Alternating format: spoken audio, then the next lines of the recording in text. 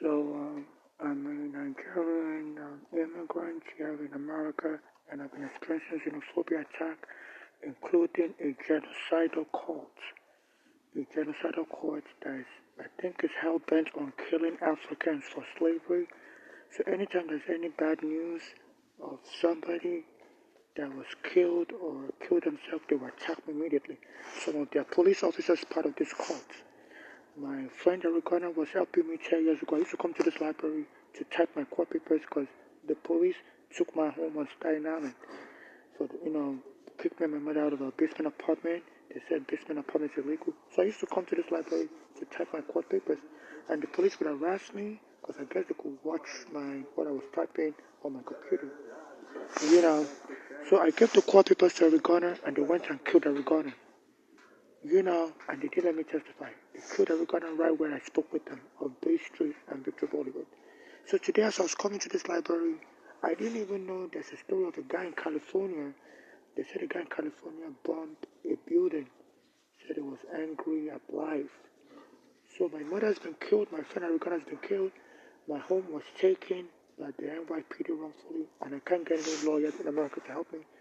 So so they always try to harm me anytime there's any bad news. They say there are some people with psychological problems. They try to copycat crimes. So as soon as I was coming to this library today, a Caribbean police officer told me, get the hell out of here. You can't wear masks in here.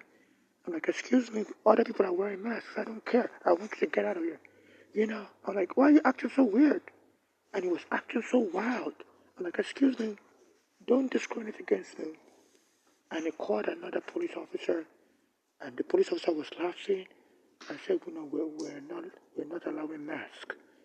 So you have to cut your mask in half. I'm like, who does that? Who cuts their mask in half? And they were wasting my time. So they were trying to get me riled up, get me angry, and so they can beat me up. So I'm an African being targeted for genocidal killing, a Caribbean police officer. My mother has been killed here in New York City. My friend Arikana has been killed here, and people just ignore me. So FIFA is not safe to host the World Cup here. So, I always come to the library to read the newspaper. Every day I come here, they will attack me. They will attack me. They'll just make fun of me. So this is what I'm experiencing, especially since Trump became president and he said he's going to deport immigrants. Even on my way here, people are telling me, bye-bye, bye-bye. You're going home. You're going home. So I brought out my phone and I started recording. I said, I'm going to have problems in the library. As I was coming from the train, people were telling me, bye-bye, you're going home, you're going home. So they always taunt me with deportation. I'm a Nigerian, so they taunt me with deportation and all that. So I'm just reading the newspaper now. Say a male in California, his name is Guy Edwards Bactukos. They say he bombed a medical facility, So they always try to, harm me and make me look like I'm crazy or so. So they finally let me into the library after holding me up for like 10 minutes, saying mask is not allowed. I said, no, I wear a mask for medical reasons, and you can't endanger my health. So I was very calm, and I was recording them. Like my mother also, when she was alive, she always files complaints with 311, CCRB, and they won't help her. They just dance her around. Now she's been killed also.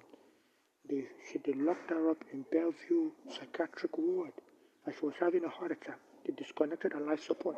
She was having a heart problem, and they took her to Bellevue. And while she was there, she was telling me they were abusing her as a Nigerian. Before I could get there, they said they disconnected the life support. Said she was crazy. Like, my mother is not crazy, she's a home thing. I said, they disconnected her life support, and she died, she couldn't breathe.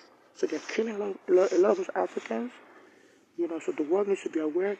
If you come to America for the FIFA World Cup, you may not make it back alive as an African. And their police will cover it all up. There's a lot of blacks that get killed here, the police cover it up. In Ghana, I have the evidence they killed him on purpose. I recorded them, and the killer walked away. He beat the case. He was set free. So my life is in danger for exposing all this secret. I'll continue. When I have breath, I'll continue to post to my YouTube page. So keep watching my YouTube page.